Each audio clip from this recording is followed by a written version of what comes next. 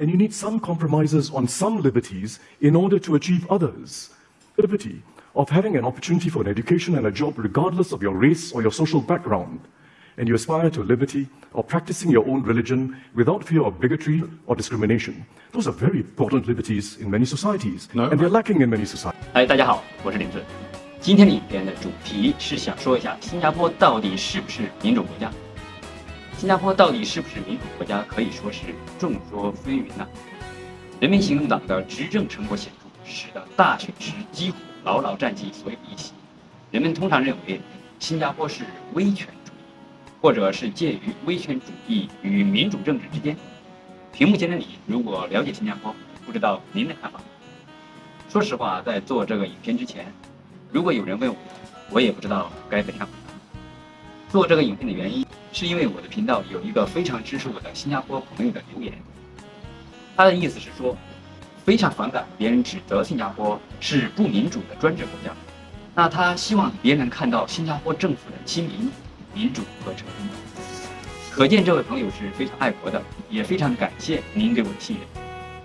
那我查了很多资料，发现确实有很多人还有国家批评新加坡不是民主国家，而我发现这些人大部分的言语都是非常主观，甚至是傲慢与偏见。有一部分人根本不了解新加坡，感觉新加坡的成功完全是运气或者是偶然，也不是民主。当然，也有很多支持新加坡，其中有2个人的言论让我感觉特别的赞同和佩服，也让我找到了答案。第一个是新加坡副总理尚达曼，那第2个就是中国政治学家郑有平。下面我们先看一下一个傲慢的外国人对新加坡副总理的访问，这一段对话真的是很过瘾，让我佩服到五体投地。Say, and this is where we get into a conversation about Singapore that isn't, as you say, just about extraordinary growth rates and economic success, but is about the way in which the body politic works.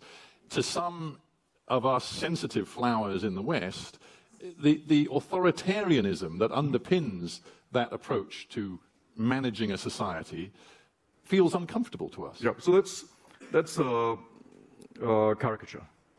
I mean, even The Economist, which is not exactly a cheerleader for Singapore, would say, as it just did in its editorial form of obituary when Mr. Lee Kuan Yew passed away, that Singapore has free, fair, and regular elections.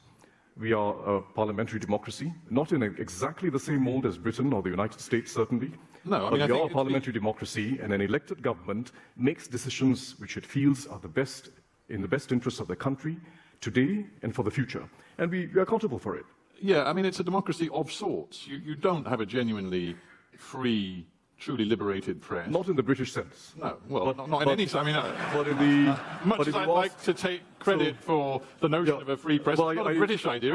I didn't mean it entirely as a compliment, but as a description.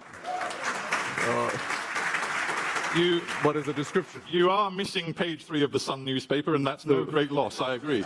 But actually there is a serious point. When journals that are respected and have a role to play, like, you know, the Far East Economic Review, for years and years are hounded by government. The rules are very clear and simple.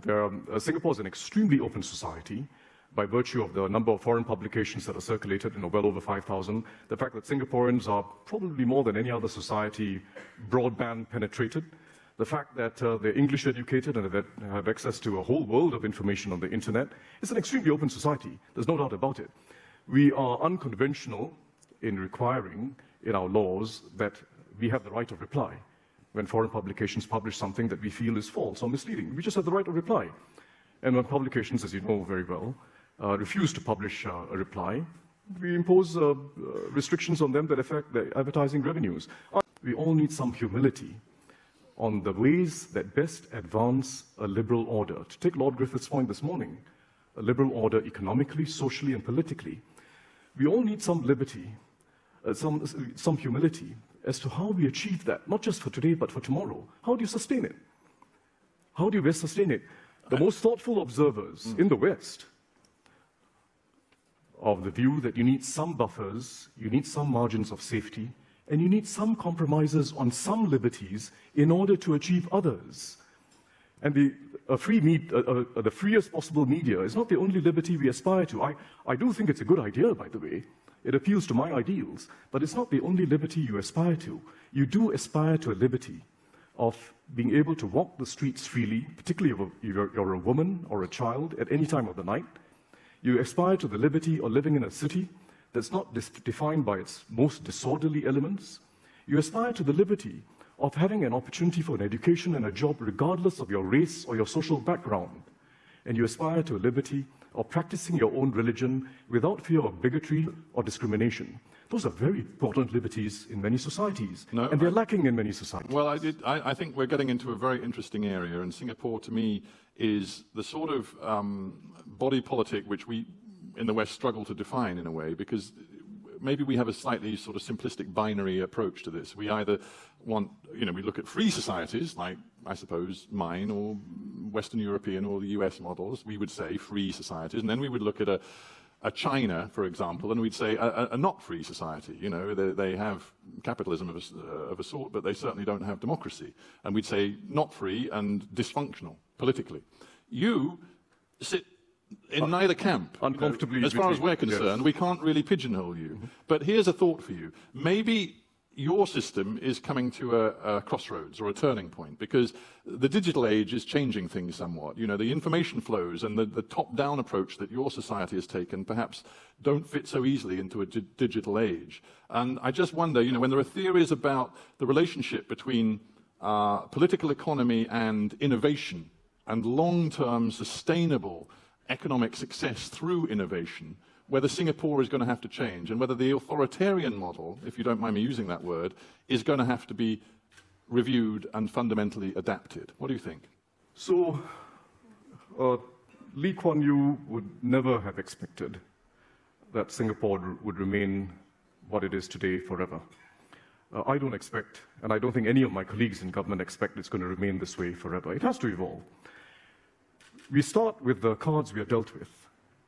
We start with history shapes choices, and the history I described briefly earlier on did shape choices. It shaped social choices, it shaped political choices. But we must never be trapped by our history. We have to keep evolving. And it is a worthy ideal to aspire for a system where individuals are well educated, are good judges for themselves of the information they read on the internet or on the media, are able to make their own minds up. I think that's a worthy ideal to aspire towards. But how do we do it in a way that's self-sustaining? And to think that you simply, if all forces are let loose, whether it's the media or anything else, that you're able to achieve the liberties that matter most to people. Safety, freedom of religious belief, the freedom to aspire in life and achieve what you want through hard work. But, Those are very important liberties. But simplistically put, is there going to be room for more individualism in Singapore in the future? 从视频中我们可以看得出，这个外国人是心服嘴不服，充满着傲慢与偏见。说实在，很招人厌恶。他们这些人也经常用这样的傲慢和偏见来看待我的国家中国或者中国人。至于世界任何一种制度，都是要符合自己的国情和文化的，包括民主制度，也是一步一步演化到今天的，肯定还有进步的空间，有它的优势，一定也有它的弊端。在有些人眼中，所谓的自由就是可以随意的胡说八道，来干涉别人的自由。这个世界上的规则本来就是人定的，如交通法、婚姻法等法律方面，而制定规则的人是希望别人来去遵守它。那我们可以随意制定规则吗？如果不能，那是不是没有自由？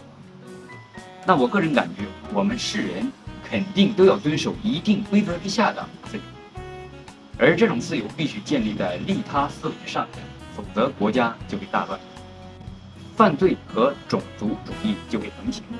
就如疫情期间，某个国家连戴个口罩，国家都执行不下去，这种个人至上的自由主义，终究会存在很大的弊端。因为他们只管自己，不别人。就像新加坡副总理说的一样，自由不仅仅就是言论自由。而新加坡副总理尚达曼说话不紧不慢，不卑不亢，有理有据，说得太好了，真的是拜服。也许有的朋友会说，新加坡人当然会向着自己的国家好。那下面一集呢，就是中国人讲的，他会告诉你为什么新加坡是民主国家，分析得很清楚，还说要学习新加坡的精神。好了，朋友们，有兴趣的请看我的下一集。谢谢大家，下次再见。